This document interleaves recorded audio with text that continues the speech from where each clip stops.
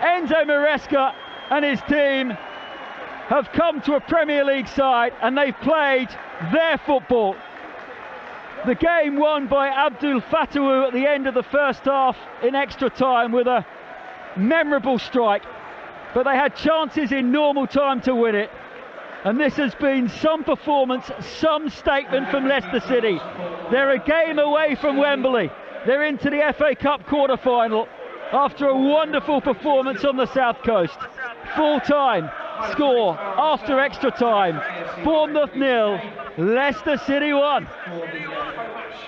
Well, Leicester City winning it so late on are through to the quarterfinals of the Emirates FA Cup. And what a goal it was from Abdul Fatawu, who we're just seeing on one of the other screens, is absolutely delighted. It was a brilliant goal.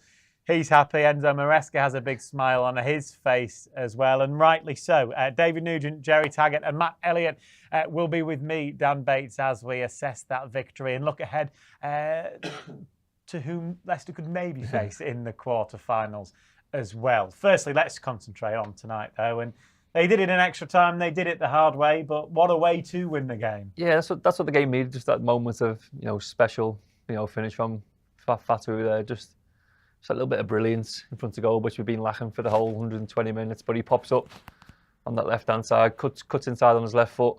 We've seen it a couple of times this season, haven't we, where he just couldn't hit the target or he's just wide. But this time he hits the target. Keeper gets a hand to it, but the shot too much power to handle, and into the top corner it goes. Yeah, he totally deserves it, doesn't he? I think his attitude alone is top drawer. He's fearless as a player. His work rate is phenomenal on and off the ball. And, that goal there, that'll do. He's tried that probably about 6 or 7 times this season, and he's been unlucky as well with about half those efforts. So to see that one fly in the top corner, no one deserves that more than him. The celebrations at full time look incredible down on the South Coast. Matt Elliott, you're there. Talk us through what's happening in front of that away end. Yeah, I just lifted my headphones off, whichever one you call them, to have a listen on the far side. I mean, I can hear them coming through the phones, but I like to get the authentic version sometimes, and I'm going to do it again. Here we go. But it's pretty impressive. It's nice to see, because occasionally, when you're at the King Power, you see on the odd occasion, let's go back to Middlesbrough, you see them fans celebrating, and it looks pretty impressive, doesn't it? And you're not happy for Middlesbrough fans, don't get me wrong, but you see the joy on people's faces. It's nice to see that and hear it from Leicester's point of view, which has happened pretty regularly on away days throughout the campaign, but particularly tonight, it was a bit of a sort of sedate atmosphere, if you like, a sort of sedate feel about the game in the build-up. Almost a game that you felt some people could do without, and supporters possibly included in that, or could be forgiven for it. They've travelled all the way down here, 3-4 hours or so on the coaches, in their droves, or in their cars, however they get here, and what a reward they've had with that performance, which just got better and better and better as the night went on, and then it was topped off by a wonder strike, wasn't it, from a very talented individual. But it's been more about the collective than the individual tonight. We see Enzo Maresca walking up deep in conversation and expression to Dennis Pratt, trying to make his points through even now about particular details, and it's I don't know, it's just lovely to see all the squad there in respect to the supporters, and receiving the adulation in return, and it's been an excellent performance, but an outstanding result, hasn't it? And it really sets Leicester up for not just the next round, but going into the weekend as well, doesn't it? Yeah, Leicester fans, you can hear them. We'll leave Matt's microphone up a little bit so we can continue to hear them, because they're singing the Que Sera. We're going to Wembley, so they're one win away from that now. Yeah, no, absolutely. And I mean, you can see what it means to the fans that have travelled down there. And fair play to the players. You talk about the disappointment of the result on Friday. 9 changes tonight. I thought Vestergaard was an absolute giant defensively tonight as well. And obviously he started on fire. Connor Cody came in and did a fantastic job. Used all that vast experience he has. Just to marshal things at the back alongside Vestergaard. So yeah, a really, really top performance from the players this evening. And let's face it, if it had been 2 or 3-0, no one would have been batting an eyelid, really. No, they had the better chances in the game. Definitely, as you said, the performance again, after making 9 changes, the performance from the players that came in with different class. You know, and even the subs coming on, you know, to make the team even stronger in extra time and in the 90 minutes as well.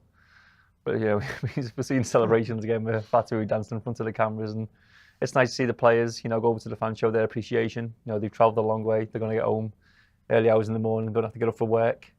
So you know, the players, you know, just showing their appreciation, how much it means for the players and the fans to come and watch them and support them. And you know, as you said, 1 win away from Wembley.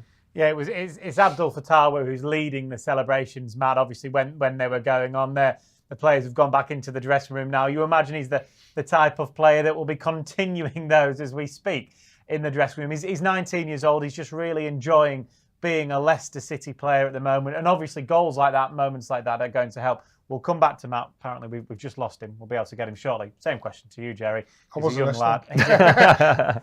He's a young lad playing for Leicester, enjoying it clearly. Goals like that are always going to help. I can't speak highly enough of him. He's one of our best headers of the ball, and he's probably the smallest player on the pitch. And he's one of the most aggressive in the air as well. And that's just one facet of his game. Obviously, he can produce things, you know, moments of magnificence like that with a strike. But he's a constant thorn in the side of defenders. He's got one thing in his mind when he goes 1v1 with defenders. He loves taking them on. He loves running back and helping his full back out when he hasn't got the ball. He has got an all-round game. And the more you watch him, the more I think to myself that he is destined for greatness in the game of football, as long as he keeps his feet on the ground. But as far as his attributes are concerned, you know, the sky's the limit for him. Yeah, and he's getting all the credit for the finish, which he should do, but it starts from the keeper to Ricardo, gets turned. You know, I think there's like 5 or 6 passes before the ball's in the penalty box. Fills to Kelechi, plays it back to Fatawu, and he sticks it away. So great passage to play as well before the goal hits the back of the net. Yeah, I was just going to say, and just on the back of that, if you look at the full-back, who's not given him an inch since he come on, and then I think he was suffering with cramp, the left full-back, whose name escapes me briefly. Kerchek. Is it? And he was decent all night, to be fair, but he just couldn't get out quick enough. The close Fatawu down on that occasion, and that's what shows you, like, when tiredness seeps into the game, taking absolutely nothing away from the strike, because you still got to bend it into the top bins. You know what I mean? Great strike, but you know, that just shows you that the mental fortitude this young lad has to keep going and keep going and keep going. Yeah, and we'll talk about it in a moment, but the chances he's had this season, they're not really chances, are they? The moments he's had. Leeds at home is the one that really springs to mind, that he hit the crossbar with an unbelievable effort. That he could have had 2 or 3 of these, and to keep going and keep trying with them. No, absolutely. And that's what I'm saying. Everything he does it with a positive mindset. Even dare I say it, the challenge that got him sent off in Coventry. Yeah. But what I'm trying to say is, he didn't go in half-heartedly. He made a decision, which was the wrong decision, but he went all the way and he did it with gusto. And okay, gets a red card and he gets sent off, and you learn from that. That's going to come at age as well, and he's Absolutely. 19 years of age. He's like a little kid playing in the park with his mates at the minute. Absolutely. So just enjoying every second of it. Yeah. But his attitude towards the game is so positive, and you can not help but want this guy to do well, and to do well for Leicester in particular. I was going to say, he looks like he loves playing for Leicester as well. You can see all his teammates around him celebrating with the teammates. You see him in the changing room dancing, don't you, all the time? You know, he's part of the lads, and I think he'll want to, stay part of that. Well, you'd like to think so, wouldn't you? Hopefully so. Goals like that, you look at that, Leicester fans immediately will want that to be the case, I'm sure. Yeah, no, well, I think we all do. The two wide players this season have been sensational, Mavididi and Fatawu. And obviously Mavididi grabs most of the headlines because of his goal return, and rightly so. But, you know, we're a little bit of just sawing off on one side of his left foot and a little bit of adding on at the other side of his left foot. You know, his time will come. He'll get there. You know, Mavididi's further on in his career than Fatawu. So, you know, he just need to sharpen up a few bits and pieces when he's nipping inside and having them strikes. And I'm sure that his goal scoring ratio will improve. We are doing our best, by the way, to get Matt Elliott back. Clearly, there are some issues with the line and the connection and the vitality. We can see him. This is the problem. I think he's done it on purpose. He just wants to go home. He just wants to get home early, doesn't he? He's still there and he's still trying. Well, he's laughing, so you can hear we'll him. He's just not talking to us. We'll give him that. The draw takes. He's still laughing about. We're getting distracted here. The draw takes place tomorrow, before the games in the evening. So Chelsea play Leeds tomorrow. It's before the coverage of that one. Payback. Leicester fans will be really looking at that now, thinking, as we've already referenced, the fact that it is one win, and that's where you can be. You can be going back to Wembley with just one victory, with it being the semi-final played there. Leeds beat Chelsea tomorrow. Leeds in the quarters. At home. At home. Well, whatever. No, because they were fantastic up there, weren't they? But Blackburn, Newcastle is currently going on at the moment. So it could be one of those two teams. Blackburn at home in extra time, you never know. Man City obviously through. They've beaten Luton comfortably. Last night Coventry got through. Tomorrow you never know what might happen. So they'll be looking at thinking what a tie that would be, by the way, quarterfinals. Yeah, I think when you get to the stage of the tournament, especially, it doesn't really matter. You know, yes, you could hope and pray that you get, you know, you miss some of the big guns, so you give yourself a better chance to get to Wembley in the semi-final. But really, you know, as I say, normally you'd say a home tie. But, you know, Leicester have just booked a trend going to Bournemouth tonight and winning. A Premier League team, yeah. Absolutely. But especially Bournemouth being I'm not saying they were a bogey team, but playing away at Bournemouth has not been a happy hunting ground over recent times for Leicester. So they've booked that trend for a start. So why not? Why not on another away tie? The other ties tomorrow, Chelsea Leeds, we've mentioned, Nottingham Forest, Manchester United, Wolves against Brighton, and Liverpool against Southampton. There's a few local teams in there that we could get in there. You know, the Forest, obviously Coventry already through. Yeah. They would be good quarterfinals. And maybe some of the bigger teams meeting elsewhere would be good. But Leicester fans will already be dreaming. We heard the songs of them singing about Wembley. They were there 3 years ago, so famously there 3 years ago. And why can't they go and do it again? We've seen Championship teams get to the final before. They were there 3 years ago, but not all of them were there because of the COVID. So if they got there this year, then the whole of Leicester is going, not a small part of Leicester. And I think maybe that's the dream, is can we do it again and get the proper backing that you deserve. How many players is there in the squad now left from the Bards, Albrighton? Albrighton still. Ricardo. The top of our heads, yeah. Child, yeah. There's enough in there that were part of it, and we'll want to taste that again, of course. Oh, listen. Dennis Pratt, he was there, weren't he? Dewsbury Hall played a part in the Community Shield final in that win at Wembley, so he knows what it's like to win at Wembley as well. So you never know, dear. You never know. Well, let's concentrate again on the game tonight, because Leicester, as you said, the better team tonight? Yeah, I think so. They definitely are edged the first half. Second half, beginning of the second half, I said Bournemouth come out with a little bit more impetus. Closing down was a bit more intensified. They made a couple of substitutions that sort of looked like they were going to work in Semenyo. Came on, looked a handful, looked a threat. But then, as I said, as the half went on, Leicester just found their feet again, found their rhythm. And you look at some of the passing phases, all right. Again, the opportunities that they created, very good indeed. Just couldn't convert them.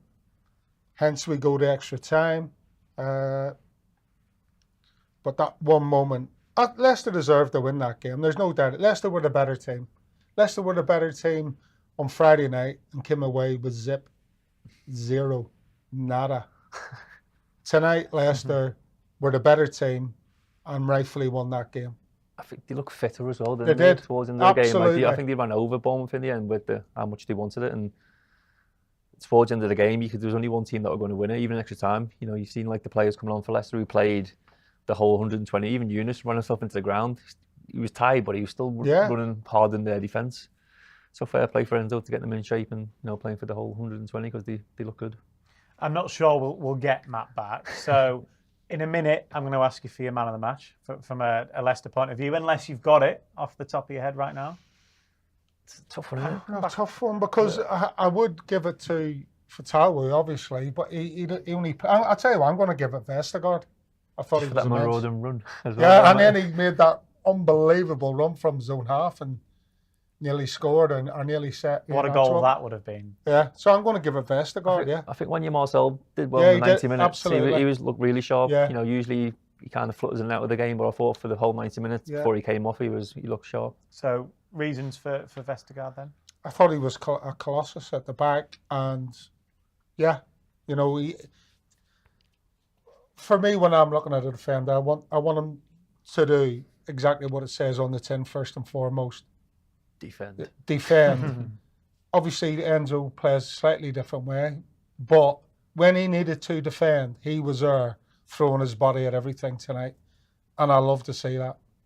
And he did that tonight, as well as we know he can get on the ball and play.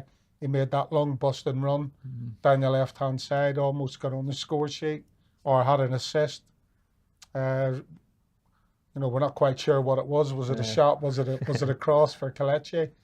But yeah, I think defensively he was colossal. I think he'll be a miss as well, won't he? He's next 2 games as well, so I think young Ben Nelson could get a chance to come into the team and stake his claim. He hasn't disappointed. He looked good when he came on again tonight, didn't he? He come on the left as well, didn't he? He looks so composed on the ball, so it'll be interesting to see how he gets on the next couple of games. Young kid making his way, just give him the time to mature, and again, you've got another player on your hands.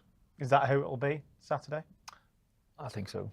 You'd like to think so. I don't think he'd have played Connor Cody for 120 minutes, would he have? You don't know. It's between them two, anyway. Even Cody was different. Cody was absolutely. So he used all his experience tonight to great effect, and obviously we know he's a communicator. The 2 centre halves were colossal. Being left-footed as well, playing on that left-hand side of the defence, could work in his favour as well. Yeah, it'll be interesting. Saturday is a big game now, isn't it? It's because of just what's happened in the last couple of league games with the defeats to Middlesbrough and to Leeds. It's a home game against a side that got a brilliant result at the weekend, but they're still down there. They're fighting for their lives, but Leicester will fancy themselves, I'm sure. Yeah, I'm sure at home as well. They've got to fancy themselves at home. Yeah, they're down there fighting for their lives, but Leicester are fighting to stay top of the league. So it's going to be a tough game, but I do think Leicester have got the firepower in the team that they'll play to win the game and get back on track. I think the problem for Leicester is against a team like QPR, which wasn't the issue on Friday night, because you had 2 teams going head-to-head, toe-to-toe. None of them asking, none of them giving a quarter. Both teams going to win it. QPR will not come and play the same way Leicester and Leeds played.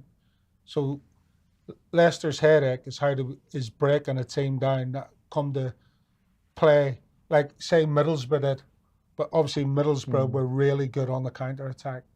And Leicester couldn't quite break them down enough times to get over the line, even though they created the chances. So that will be the issue.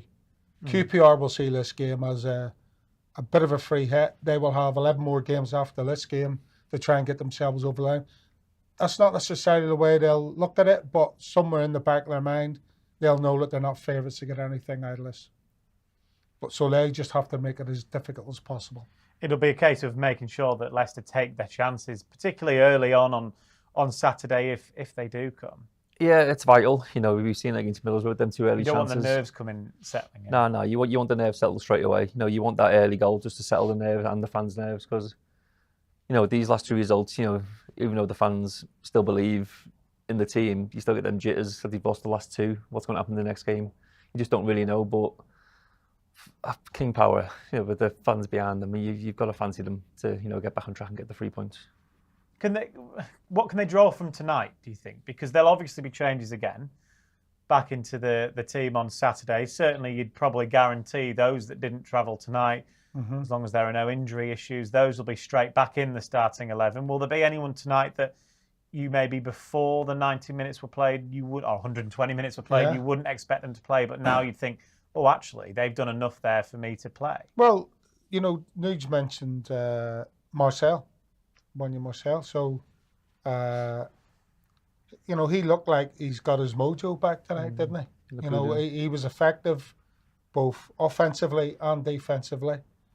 So these are the types of, the players. Eunice, of course. Dennis Pratt's probably got the nod over Eunice in recent games.